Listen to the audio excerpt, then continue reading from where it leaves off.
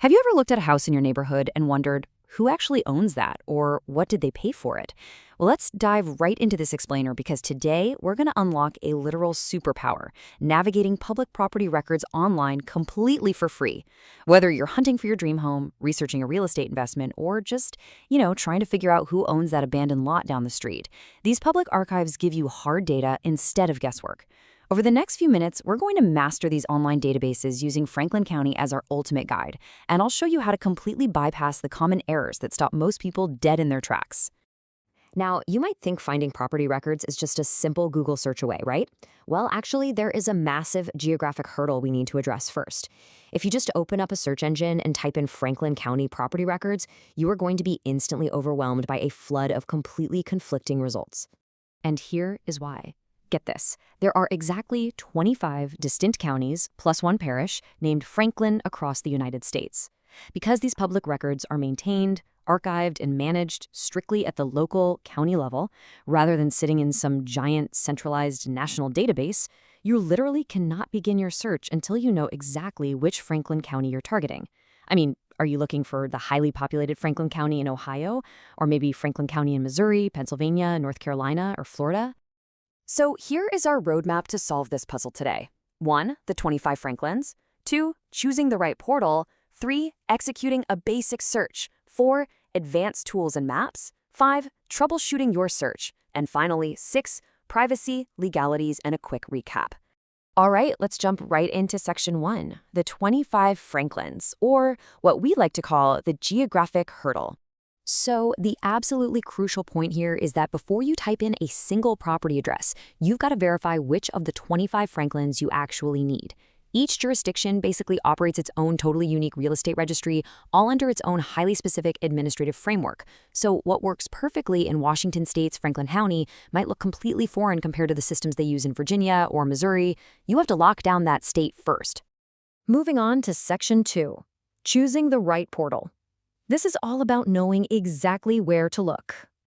Okay, once you've locked down the right state, you'll find that county records are divided up across very distinct administrative portals. You can't just go to a single website and expect to find every single document related to a property. It's kind of like a giant puzzle, which perfectly illustrates the fragmented architecture of public records. In almost every Franklin County, the data is split up by department. So, if you want to know property valuations, tax history, or just verify the current owner, you need to visit the auditor or assessor's portal. But if you're looking for historical documents, actually, let's call it the deep legal history, like past conveyance deeds, mortgages, or outstanding liens, then you must search the recorder of deeds. And finally, if you want to see interactive parcel boundaries and zoning overlays, you're going to head over to the GIS, the Geographic Information Systems Department. Basically, just remember this. You go to the auditor for money, the recorder for history, and the GIS for maps. Okay, section 3, executing a basic search. This is going to be your standard workflow. Let's see how all this builds into a really reliable investigative workflow. By following these exact 4 steps, you are going to ensure a super thorough and accurate search of any property without missing vital puzzle pieces. First, you confirm your target state. Second, you start your actual property search on the county's assessor or auditor portal to retrieve the official owner name and, most importantly, the unique parcel identifier. Third, take that specific parcel ID right over to the GIS map viewer to confirm the physical boundary lines. And fourth, if you need that deep legal history, you take the owner's name and run it through the recorder of deeds. Now, when you sit down to run that basic search on the auditor's site, having the exact parcel ID or the correctly formatted owner name is going to be your fastest ticket to results. For example, if we look at Franklin County, Ohio, their property portal lets you query by owner name, address, or parcel ID. Think of the parcel ID as basically the property's social security number. It never changes, even if the address gets typed into the system weirdly or if the owner gets married and changes their last name. It's your anchor. Up next, section 4. Advanced tools and maps. This is where we start digging a bit deeper. For those of you doing serious title investigation or real estate analysis, we really need to look at the advanced tools these counties offer and talk about when you might actually want to create an account.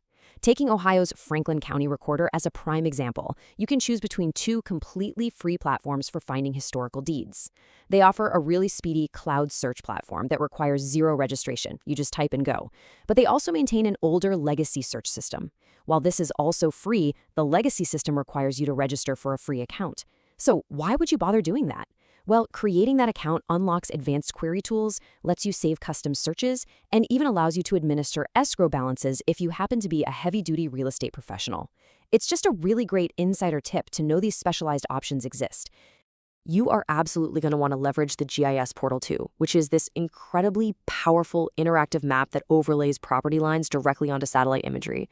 Imagine you're researching a property and you really want to know if it sits right in a floodplain, or you need to see exactly where the property line meets the road.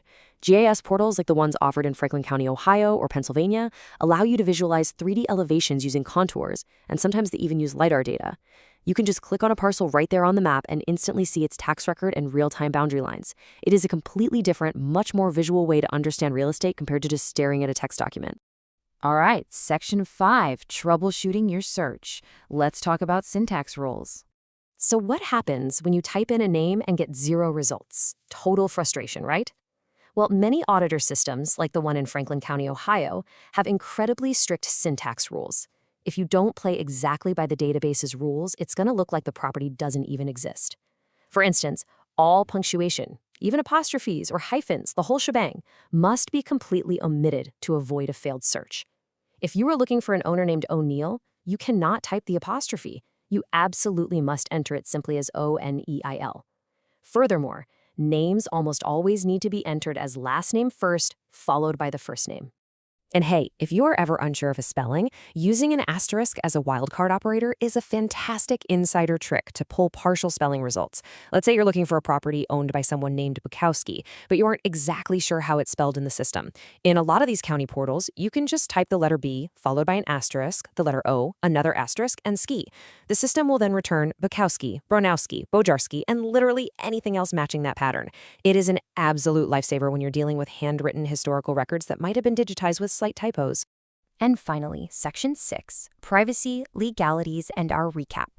Just some really crucial disclaimers to wrap things up. As we wrap up this explainer, we really must address the legal boundaries of the data you're accessing.